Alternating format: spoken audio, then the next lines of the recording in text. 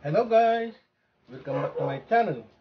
Ngayon magluluto tayo ng sizzling buttered garlic squid in pan. Palayok lang tayo guys.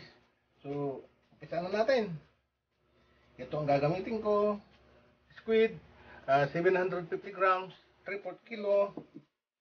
Gagamit din ako ng garlic, 4 pieces. Gagamit din ako ng vinegar. Yung ginagamit ko, gagamit din ako ng paminta, gagamit din ako ng fish granule, half teaspoon, 2 onion, bell pepper, bagu beans, gagamit din ako ng 1 ginger, oyster sauce, butter, and green chili. So, umpisa na natin guys, i-marinate. I-marinate natin tong squid. Ito guys. Sinala ko na. Ginamit ko na lahat, pati yung gulo guys. So, i-marinate natin dito. Vinegar, 2.5 teaspoon. Garlic, hatiin lang natin. Ganon din sa black pepper. Ganon din dito guys, half teaspoon. Yan guys. So, i-marinate natin. I-set aside natin to ng 10 minutes. Okay na yun guys. 10 minuto lang. Ayan.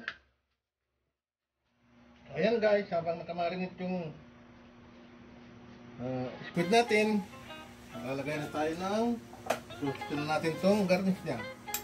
Guys, naman, kunting butter lang, 15 grams garlic. Gaya natin yan, mas masarap kung maraming garlic eh. Gabrown natin ang kunting guys ko para ano siya. Lagyan natin itong onion,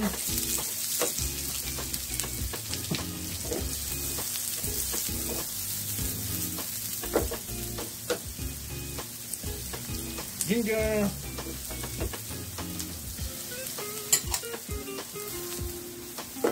ayan na guys, nasuti na. Ilagay na lang natin itong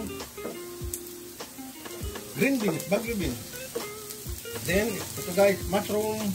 Lalagay din tayo ng mushroom. Ano to, 190, tapos pagka na-drain 100 grams. Ayan guys,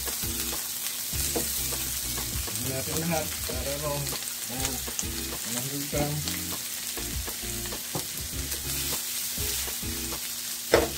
Gusto lang natin ito guys, bell pepper. Yan guys, samayin na natin itong natitirang fish granule, black pepper, oyster sauce. Yan. Ito kalahati lang guys, mamaya lalagay ko kalahati sa ano. Guys, sarap ito guys, kaya try nyo lutuin. Okay guys, ayos na yan. Nilaplas lang natin. So, gagawin natin, lutuin na natin yung nakamarinate na squid. So, ayun na guys, luluto na tayo. So, ito na yung nakamarinate natin ng 10 minutes guys. Kung mapapansin nyo, nakamarinate talaga siya. So, gagawin natin, tatalain natin para yung sauce niyang ano yung pinagmarinate, yun ang gagamitin natin sa nagamit ako ng mantika lang. Yan guys.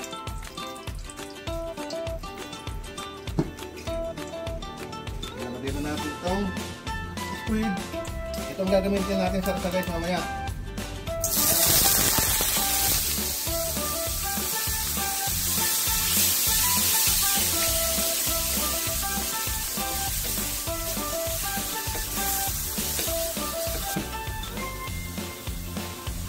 Lalagyan natin itong oyster sauce. Huwag nyo lutuin ng ano to guys.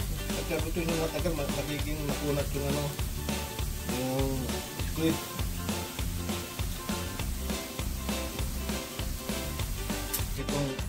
Nor seasoning, kunti lang. Okay, ayan na yung mga timpla natin. Ayos na yan guys.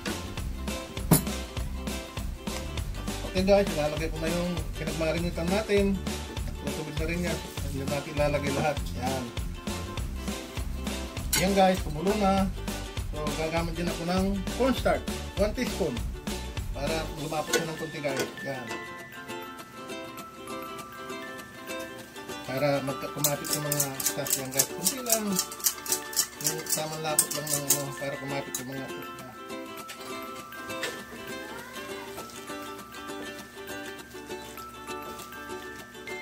Yun. Yan, size na yan. Nagawa natin guys, ilalagay na natin to. Napakasimple lang guys. Sana nagustuhan yung luto ko. Subscribe naman. Yun guys, sarap. So, sizzling squid. Patay na natin guys. Patay na, pati-subscribe naman guys. Muna natin. Ang lasa, kung kailangan pagkakaroon ng asin. Ito. Ito guys, ayan o. Basta.